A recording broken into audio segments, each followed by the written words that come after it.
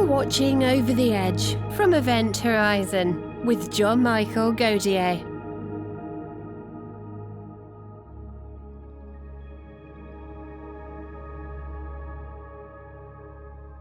And we're back with sci-fi author Matt Williams. Now, Matt, you're also a sci-fi author. Yeah. And you have written a series of books, actually, the most recent of which is the Jovian Manifesto. Yes. What are some of the concepts you explore in these novels? One of the, the most obvious is the colonization and settlement of the solar system, which is something that I get to write about periodically as part of my day job. And I try to do that as much as possible. I'm always suggesting stories that look at that. So basically, I took what, to the best of my knowledge anyway, what has been said on the subject of humanity becoming interplanetary from actual scientific minds and tried to sort of project that into the future and say, by this point in time, we'll have effectively established a home on pretty much every major body in the solar system. And what's that going to look like? How are people going to live? And, what kind of dynamics are at work there? Well, at the same time, I wanted to explore sort of the push-pull idea there of what's going to drive people away from Earth or what's going to pull them towards the new frontiers. And a lot of that has to do with just the changes that we are expecting in the next century or so, because for better or for worse, human beings actually, for those who choose to go off-world, that's going to coincide with some major upheaval here on planet Earth. So I definitely think these things will be interrelated, and that's sort of what I was looking to tackle in the story. And of course, there's the questions of, will we be able to terraform planets, or should we be, altering ourselves instead to live out there? And what are the challenges going to be, and how are we going to meet them? So yeah, that became what I started doing, and I started doing that about a year after I was working for Universe Today, and yeah, I've been doing that on the side ever since. Now, I think about this sort of same sorts of things, and I think the one thing that scares me the most about the immediate future and upheaval, as you mentioned, is the concept of widespread technological unemployment. Yes. And a complete reordering of economies, essentially, to account for this. Yes. What's the one that scares you? Oh, well, there's a few possibilities there that could be along the lines of an existential threat. But I think the most likely scenario is that in the coming decades, human beings are going to have to embrace things like augmentation. It's not so much, I'm not so much worried about human beings creating artificial intelligence, because there is a school of thought that says that we're never going to create a thinking machine a la Terminator or Matrix or whatever, but we will end up creating machine learning that has so many just applications, and it's not like they're going to be used for good, and so we'll have to fear our fellow man and how they put that technology to work. And we are also going to end up, it's like, if you think technological progress is fast-paced and harassed and really hard to keep up with today, well, the future is going to be way worse. And so, yeah, I guess I fear the idea of just about anybody having a lot of power at their fingertips, because that's something that's really good about what's anticipated really for the coming years, that people power will be greater than it ever was before. But at the same time, it's like there's likely to be a real dark side to that. Well, sure. Just to name one scenario is what happens when it becomes possible for someone to build an atomic bomb.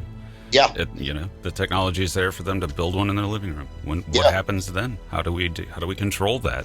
Oh yeah, and also like CRISPR, gene editing, and all that stuff. I saw this explored on a TV show. And it's like, some very bad people could end up doing all kinds of gene editing just from a setup in their garage, and they could manufacture viruses. And it's like, law enforcement will get very, very interesting, I think, in the coming years. And yeah, Robin Williams actually said, he was thinking about the future. He said, "I'm not afraid of Big Brother.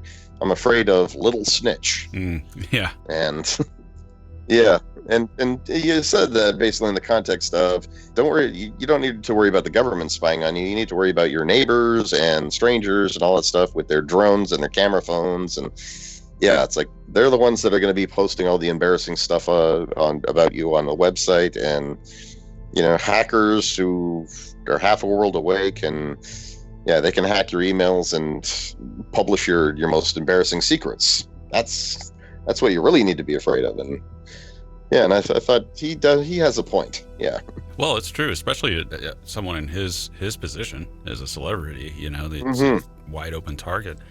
And now we live in that age. Yeah. I mean, there's drones everywhere, and everybody has a camera. And it's interesting because it's sort of, that in itself is a technological change I've watched literally happen over the course of my lifetime. The human species has addicted itself to a prosthetic brain called a cell phone. Wasn't like that when I was a kid. Yeah. And that just shows that we are in a different age now, technology-wise. Yeah. Oh, yeah. And in fact, in the course of, there are some people who I've read about who had been watching this, anticipating it, and even fighting for it years back. And for those who are no longer alive, I do wonder what they would think about this. And Steve Mann, he's Canadian, he's considered the father of portable computing. He talked a lot about this, about how it would be wonderful if people had portable cameras and so forth. And so he predicted a lot of what we're seeing right now. And he's still alive. And yeah, and he saw this as a good thing. And I thought, do you feel just a little bit like Al Gore now and Bill Gates when they were saying the internet's going to be such a wonderful thing? And then well, that's just it. People never, they always see the positive side of technology, but you can very rarely can you anticipate the negative side in many things anyway. Certain things like a hydrogen bomb, you could certainly predict the negative side of that, but because that's all it has. But on these platforms, like the internet, no one could have predicted what the internet would actually become. I mean, they might have predicted that it would exist. As a matter of fact, as I remember, Arthur Clarke actually did. But you can't really predict what the culture and goings on and happenings will be. And I ask that about the future still. As we go further in this, what is going to be the next internet? What is going to be the next cultural thing? And my guess, it would be virtual reality, if I had to make a guess. But that will be sort of the new thing. But that's got to have a downside, because then you have people that want to live in virtual reality permanently and not even join reality. Presuming, of course, virtual reality is nice, Yeah. Better than what we have. And then you end up ultimately with a society that doesn't even live in reality. It just Well, yeah, and there's that school of thought that we will upload our minds to the cloud, or literally to like a cloud of computronium in space. And it's like, as long as we've got sunlight there to draw energy from and good bandwidth, we're basically living a whole different existence. And why bother with the real world at all anymore? Well, and therein is a Fermi paradox solution that just happens to all civilizations, and they just don't. Yeah, they're there. They just don't care. Yeah, they pay as little attention to this universe as they can. Yeah, I read that too, and I think that I would very much like to write a story at some point where it's like human beings actually managed to venture out and find examples of an extraterrestrial intelligence, and they could care less about us. They saw us there, and they sent us on our way and said, "Oh yeah, basically you're interrupting our program." So yes, a nuisance. The biologicals are a nuisance. I think that actually may be a more viable solution than what people might generally think, because at some point, the universe, I don't know how I would put it. At some point, the universe, as amazing as it is, it's just a universe. and other universes can be artificially created in virtual reality that are way better than this one. And that seems to me to be so alluring that I doubt anyone or any alien, for that matter, could say no, and that's eventually where it all goes. Yeah, well, it's true. What's your favorite solution to the paradox? Oh God, let's see. Okay, that is a real thinker. I kind of well, I would never want this to be true, but for like fictional purposes, the idea that human beings are living inside a terrarium of sorts. So it's like, or possibly even, a simulated reality, right? So it's like, there's the universe, it exists, but whoever designed it for us. They manufactured it in such a way that the physics were very limiting. So we're on a planet with strong gravity, and that makes it very hard for us to get out into the universe and explore. And there's this thing called special relativity. So you can't go faster than the speed of light ever. So your hopes of ever even getting to another star system the odds are not good, and you're not going to find any evidence of anything going on out there. So just, keep doing your thing, keep reaching for the stars or whatever, and we're going to study you this whole time. I think that's a pretty interesting idea. Personally, I just in terms of what is actually going on out there, I just like to think that we are too far apart, and our methods for listening to the noise of the universe, right? And it hasn't gotten to the point yet where our technology is sophisticated enough for us to pick out a signal in all the background radio noise or study extrasolar planets in detail. But by the same token, it's like, if I were to wake up tomorrow and find that, there's a story that said we found techno signatures coming from another planet, for sure, I would be rather frightened and also a little bit disappointed. It's like, it's more fun when you can't rule out the possibility, and it's going to be like that for a long time, because I'd say that. Well, that's one thing people are always expecting that SETI will find a signal and that we'll be able to decipher it, like the movie Contact. But in reality, we're probably not going to be able to, and it's probably going to create more questions than it answers. It'll answer, are we alone? But it may not, and everybody's going to be like, well, what are they like? We don't know. Yeah. We know that they have radar. That's all we know. Or they could be something terrifying. Like, we found it. It's a von Neumann probe that's in our solar system, and it's coming this way, type of thing. So I always say, be careful what you wish for, because ignorance is bliss, and especially in this case. But at the same time, what I want to see is a microbe. I want to see Mars microbes or Europa microbes or something like that, because that'll answer to me sufficiently that, there's probably intelligent life out there, but at least life on Earth is not alone. And I think that's the one that we really have a better chance of answering within at least my lifetime, is whether or not there's other microbial life in the solar system. I know it's boring. Everybody's always telling me on YouTube, what, I don't care about a microbe. Well, you probably should, because it gives you clues, Yeah, and it lets you in on the fact there that if life is blossoming somewhere else, that could very much point us in the direction of, how did life begin here? Because that may be related to us, those microbes over there. Oh yeah, well, or we are originally from there, and through panspermia, life on Earth got deposited here. So, in which case, if we go back to Mars, we are just simply taking back the home world, so to speak. Well, that would sort of remove an ethical barrier there. It's like, these germs are related to us. Oh, well then, what do we care if we colonize there and and right. Yeah, and the germs are likely to die because they've gotten used to the cold, and that still would be I think a terrible waste, but it does simplify things a little bit there. I'm sort of the opinion that even if there is life, it would be it'd be happier in a petri dish, getting nutrients, and that we should colonize anyway. But I'm sort of bullish on spreading off-world and becoming a multiple planet species because, asteroids do come this way. Yeah.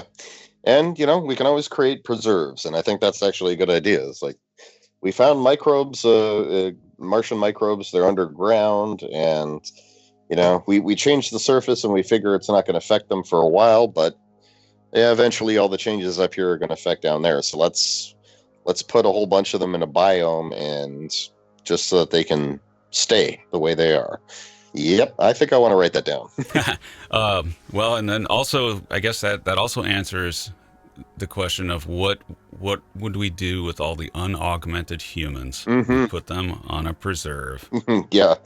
Well, because, I honestly think that that's how it's going to feel for people who, for whatever reason, won't be able to do that. Now, one thing I hear a lot of from critics is, well, cybernetics and the kind of stuff that Elon Musk is proposing there with his computer to brain interface, and he's hardly the first to suggest that at all. But these kind of things that could actually enhance our intelligence and our physiology and all that stuff, only the rich people are going to be able to buy it. And it's like, yes, that's true at first. But of course, the one of the dangers here is the technology is going to proliferate. And if we end up in a world tomorrow where there's no such thing as scarcity and everything can be manufactured so easily by like 3D printers or nano machines, and we don't have to worry about resources because we're mining asteroids and so forth, it's going to spread. And at that point, it's no longer going to be a small group of people who are cyborgs and greater part of society being flesh and blood and at a disadvantage. It's going to be the better half the population of the world now has this advantage, and everybody else who can't or won't do it is, well, what's left. And as they find themselves in sort of smaller and smaller quarters, they're kind of going to feel like they're in a zoo or they're on a preserve. And if they want to maintain that, they're going to eventually have to go off world, because it's like there's no spaces left for meat humans anymore. Obsolete, yeah. Biology is obsolete at some stage. Mm-hmm. Yeah, and I do think that the best argument I ever heard from like the singularitarian camp was that this really isn't a question of should we or shouldn't we, or is it right to do it or is it wrong to do it. It's like it's going to happen, and it's like, well, yeah, if assuming climate change doesn't wipe us all out, then yes, that probably will happen. So, yeah, get your boots on, get ready to move, because sooner or later you might have to. There are at least some indicators, though, that maybe prudence might win the day. For example, cloning. We've been able to do that for some decades now, and no one's yet cloned a human that we know of. Now, that doesn't mean it won't happen, but people have refrained from doing it. So there's at least that. So maybe that might slow things down a bit as far as the singularity goes. Yeah. Or just the frightening aspect of how fast everything would be moving. Yeah. It just may not compute for most people when we slow it down. Yeah. Well, yeah, I agree. I mean, if this is something that does scare, I would say most people, or at least it inspires some degree of like caution and worry. So, yeah, there is likely to be laws put in place and stuff. And I'm actually happy to hear that there are people who are saying let's preempt the development of killer robots with some laws that say that, well, you can't develop killer robots, or at the very least, it's like they cannot decide on their own to kill someone. They have to get the order from above. And it's like, well, that's slightly less scary, but only a little bit. But yeah, that does at least prevent a Terminator type scenario. But more to the point, let's look at the ethics of nanotechnology and biotech and ecological engineering and all this other stuff that we're thinking of doing to save ourselves. What are the possible unethical outcomes of it? And no matter what, I think this coming century is going to be very exciting, and not always in a good way.